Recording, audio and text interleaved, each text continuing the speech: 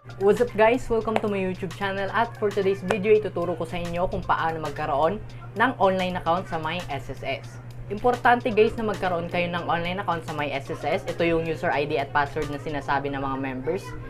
Dahil kapag meron ka na nito, pwede ka na makapag-file online at pwede ka na makapag-claim din ng mas mabilis sa inyong mga benefits sa my SSS. Kagaya po ng mga maternity, mga sickness, unemployment benefit, or kung gusto nyo magpa-change ng spelling sa inyong pangalan or kung may mali man, pwede na po online.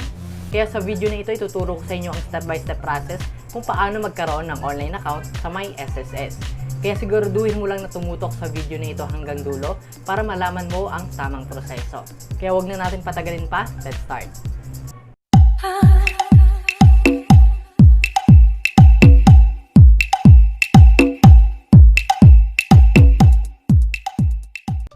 Bago tayo magsimula guys, mega shoutout po muna kay Ma'am Alaysa Mabunga, kay Sir Brian, kay Ma'am Joy, at sa iba pang San Jose del Monte branch na staff. Sa pag-enroll ng online account sa may SSS guys, kailangan meron kang PC or pwede ka rin gumamit ng cellphone. Pero kung meron kang computer, mas mainam po yun kasi mas magiging komportable ka kapag gumamit ka ng personal computer or pwede rin sa may computer shop. Okay, start na tayo guys. Gamit ang inyong personal computer or cellphone man, punta lang po kayo sa inyong Chrome.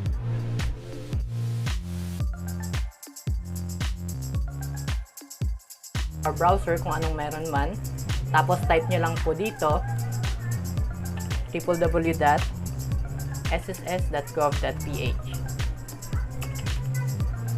Tapos enter nyo lang yan guys. Tapos makikita na natin dito yung homepage ng website nila. May nakalagay dito na I am not a robot. I-click lang po natin yan. At i-click natin yung submit. Next naman makikita natin dito sa my portals. Merong members, merong employer, at merong small business wage subsidy program. Since wala pa tayong account, kailangan muna natin mag-enroll. Click lang natin yung member. After maklik yung member, makikita natin yung member login. Makikita natin yung user ID at password. Since wala pa tayo niyan, kailangan muna magkaroon tayo ng user ID at password. Ang kailangan nyo lang gawin, i-click yung not yet registered in my.sss. I-click lang natin yan.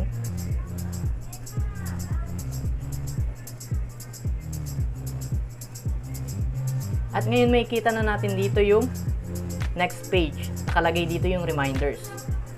Your chosen information for web registration should have been duly reported to SSS to ensure your successful registration. May makikita rin tayo dito na please select one information as reported to SSS to register. May makikita rin tayo dito na please select one information as reported to SSS to register. Ang ibig sabihin po nito, kung ano yung mga nasubmit natin sa SSS, pwede tayong mamili dito. Halimbawa, kung meron na tayong savings account number or Citibank cash card or UBP quick card, UMID ATM savings account number registered in SSS, pwede po natin maklik yan. Next naman, mobile number registered in SSS. Kapag alam mo kung halimbawa meron kang mobile number na nasayo pa rin at hindi ito nawala at active pa rin, at alam mong nakaregister doon sa may SSS, pwede po natin i-click yan gamit yung ating mobile number na registered sa SSS. Next naman, UMID Card. Kung meron ka ng UMID Card sa may SSS, pwede po tayo gumawa ng account gamit yung UMID Card natin. Next naman, Employer ID Number. Household Employer ID Number. Ito kadalasan sa mga mag-enroll sa mga employed na members, pwede nyo po i-click yung Employer ID Number, tapos hingin nyo po sa inyong employer ang ID number. Tapos ito po yung gamitin niyo para sa pag-register para magkaroon ng online account. Next naman, Paid Payment Reference Number or SBR number, Payment Receipt, Transaction Number. Ito karamihan kung ikaw ay self-employed or voluntary member, pwede po natin i-click yung Paid Payment Reference Number para makapag-enroll ng account sa SSS. Ayan, i-click na natin yung Proceed para makapag-start. So, sa ngayon, itatry po natin mag-enroll gamit ang ating Paid Payment Reference Number or SBR number. Click lang po yung Proceed. Pero bago yan, i-click muna natin yung I certify that I have read and understood the foregoing reminders on SSS web registration. Kapag na-click nyo na po ito, click na natin yung proceed.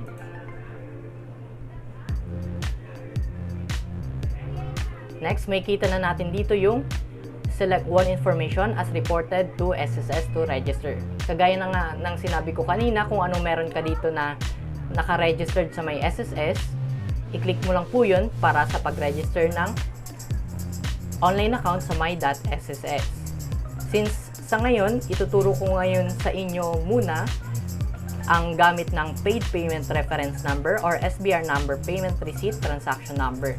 Yan po muna gamitin natin sa pag-register online sa my SSS. I-click lang po natin yan. Pero kung wala kang option na ganun, yung mga, kumbaga kapag wala kang receipt or SBR number, pwede naman po iba. Gamit yung UMID, kung meron kang UMID, pwede mo po yun i-click gamit yung UMID para magkaroon ng online account sa my SSS. Next, after maklik natin yun, may kita natin dito yung Online Member User ID Registration. Dito na po tayo mag-fill out ng ating mga information. Yung mga required field, yan po yung mga naka-red. Ayan, meron ditong please supply the following information as reported to the Social Security System. Since yung kinlik natin yung SBR number or payment receipt, may kita natin dito yung naka-involve din sa may pinili natin na choice, which is yung mga resibo na binayad natin sa SSS. Una, kailangan natin muna i-fill out ang ating CRN or SSS number. Ano po ba yung CRN? Yung CRN, yan po yun, magkakaroon ka niyan kapag meron ka ng UMID Card na mula sa may SSS. Next naman, email address. Karamihan naman siguro sa mga members, alam na yung email address na tinatawag. Hindi po yun address sa inyong bahay at hindi po address or email address sa inyong Facebook. Ang email address na sinasabi dito ay yun yung mga yan po yung mga ginagamit natin na at gmail.com, at yahoo.com, ganun po. Tapos, once na ma-click na natin or ma-enter na natin dito ang ating email address, i-enter lang po ulit natin yung confirm email address.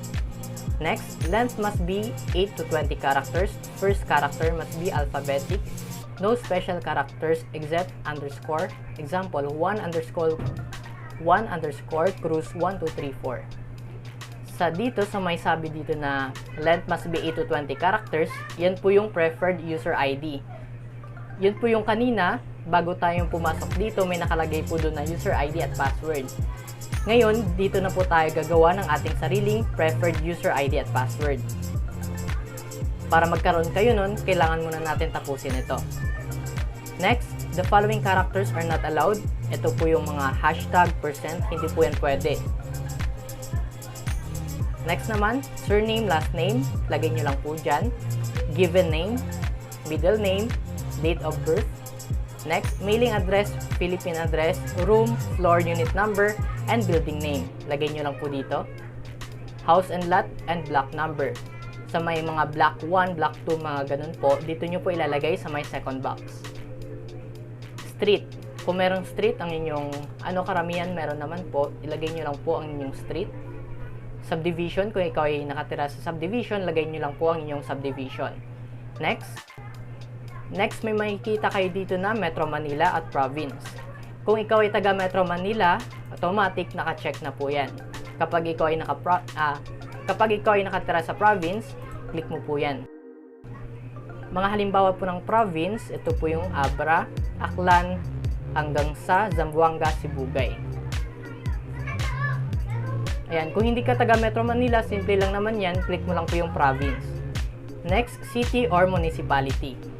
Kapag na-click mo na po yung province, example, Abra, makikita na natin agad dito yung city or municipality. Halimbawa, kung ikaw ay taga Abra at yung municipality mo ay Bolinay or Bukay, click natin yan. Automatic, meron na po. Lalabas po yung barangay kaagad. Kung ikaw ay taga Abra at municipality mo ay Bukay, automatic lalabas po ang barangay mo. Halimbawa ay Abang, yan po yung barangay mo. Kapag na-click mo na ang iyong barangay, automatic lalabas na po ang iyong postal code. Next, sa ibaba, Paid Payment Reference Number or PRN. Kagaya ng sinabi ko kanina, since kinlik po natin yung about sa SBR or receipt ng ating mga resibo sa pagbayad sa SSS, dito po natin ilalagay ang SBR number or payment made in bank. payment transaction number, or other payment channels na binayad natin para sa ating SSS. Next naman, may nakalagay dito na code. Ito yung SCREW. Kailangan lang natin gawin is gayahin yan. Ang sabi dito, enter the code as it is shown. This field helps prevent automated access.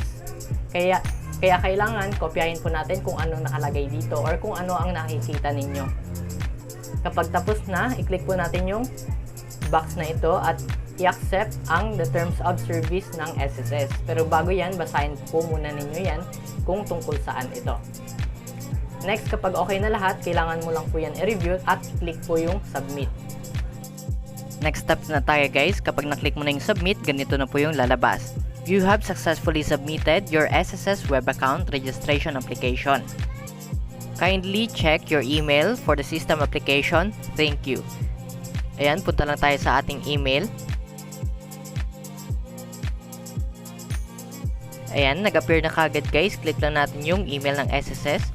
Yung sabi dito, may nakalagay na Dear Mr. and Miss, nakalagay po ang iyong pangalan. Thank you for registering for the SSS website. We would like to inform you of your user ID. Yan po yung nilagay ko kanina na user ID. Tapos, ang sabi rin dito, please activate your my.sss member account and provide your preferred password by clicking here. Ayan, dyan po natin i-click para mag-activate ng ating password. At ang sabi rin, kailangan ma-activate natin ito within 5 days. Kapag hindi na natin ma-activate, kailangan ulit natin mag-register. Kasi nag-expired po yung link na sinend ng SSS. Okay, click na natin yung link guys para makapag-set ng password.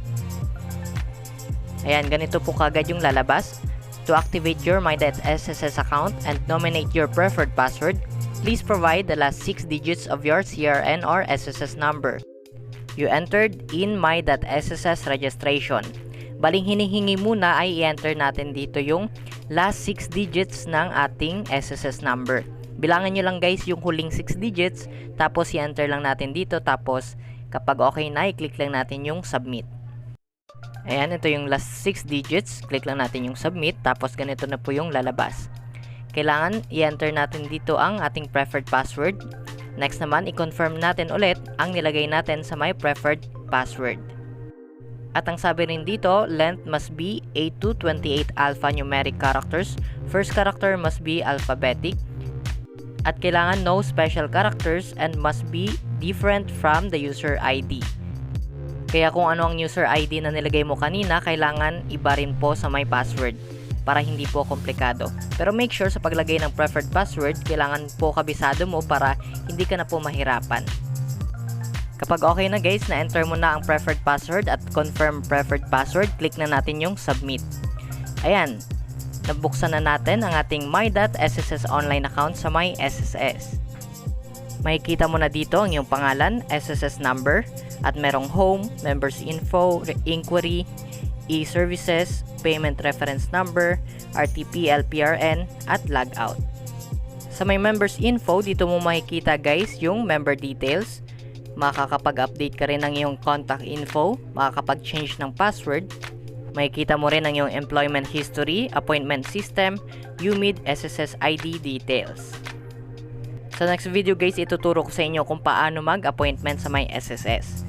Next naman sa may inquiry, makikita natin dito yung benefits, contributions, eligibility, loans info, RTC or CPO reference number inquiry, sickness, maternity. Sa may benefits, makikita mo dito yung pension details, claims info at unemployment benefit. Next, contributions. Click mo lang yun kung gusto mo makita yung contributions. At sa eligibility naman, merong sickness, maternity, retirement, death, at funeral. Click mo lang yun kung gusto mo mag-inquire or makapag-apply. Next naman, meron dito sa ibaba yung loans info. Kapag meron kang loan, makikita mo dyan yung mga status kung magkano na ang iyong balance. Next, sa RTC, CPC or reference number inquiry, click mo lang po yan. Sa may baba, meron ding sickness, maternity. Makikita mo dito ang iyong easy medical claim info, medical evaluation, at sickness, maternity claim info kung nag-apply ka ng maternity. Sa e-services, dito po makikita yung karamihan na mga transactions. Una na rito guys, yung Benefit Redisbursement Module. Kapag mag-enroll ka ng iyong bank account, click mo lang po yan. Meron po akong tutorial guys kung paano mag-enroll sa my Benefit Redisbursement Module sa my SSS website. Punta ka lang sa channel ko, tapos hanapin mo lang po doon. Sunod, merong apply for salary loan kung gusto mo mag-loan. At sa ibaba, basahin mo lang po guys, sa ibaba hanggang Flexi Fund. I-explore mo lang po ang laman ng e-services kasi karamihan, yan po yung mga kadalasang transaction online sa my SSS website. Next guys, payment reference number. Kung nagbabayad ka bilang self-employed, voluntary member or OFW, kailangan mo po ng PRN. Kaya mas mainam, meron kang online account at pwede ka na dito makapag-generate ng PRN Online sa my SSS website. Ayan, merong PRN payments at merong generate PRN. Click mo lang po yung generate ng PRN kung gusto mong gumawa ng PRN. Next, RTPL PRN. Para sa mga nagbabayad po ng mga loan, yung RTPL PRN, yan po yung gagamitin ninyo para sa pagbayad ng loan. Ayan, explore nyo lang guys yung environment ng SSS kasi madali lang naman yan. Tapos basahin nyo lang po ng maigi. Ayan, kapag okay na lahat, kapag na-explore mo na, pwede mo na po i-log out. Ganun lamang kadali guys, kadali kung paano gumawa ng SSS account sa my .sss website. Sundan mo lang guys yung tutorial na ito para meron kang guide para makagawa ka na ng iyong online account sa my SSS website. Kung nakatulong sa iyo ang video na ito, mag-subscribe ka naman sa aking YouTube channel at i-click ang notification bell para laging updated sa mga bawat upload na video. Kung ikaw ay may mga katanungan pa, mag-comment lamang sa comment section ng video na ito. Maraming salamat po.